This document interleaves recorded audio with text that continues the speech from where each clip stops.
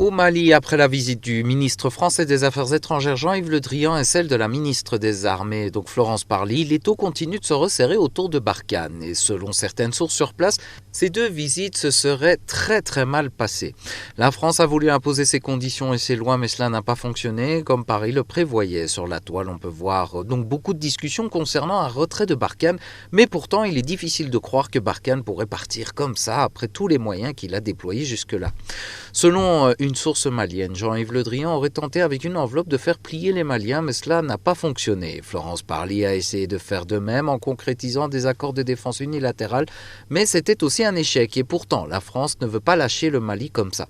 Ce qui fait que Paris met la pression maintenant sur le Canada pour s'impliquer militairement tout en amenant aussi l'Union européenne donc dans le Mali, mais quelle en est la raison?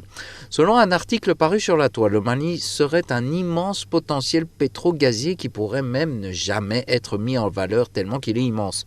Donc le pays regorge de telles ressources naturelles que finalement la France aurait trouvé le moyen de faire impliquer beaucoup d'autres acteurs dans le dossier malien. La population malienne est d'ailleurs bien consciente que le pays regorge tellement de ressources qu'il pourrait sortir de toute cette crise économique en mettant en place donc un système de partage efficace. Mais ce que l'Occident ne veut toujours pas faire.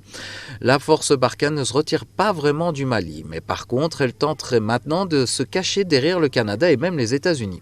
Cela est une aubaine pour Washington, car comme cela, en contrepartie, donc Barkhane deviendrait son bras armé au Mali, et pour le Canada, ce sont bien sûr les ressources qui l'intéressent depuis toujours.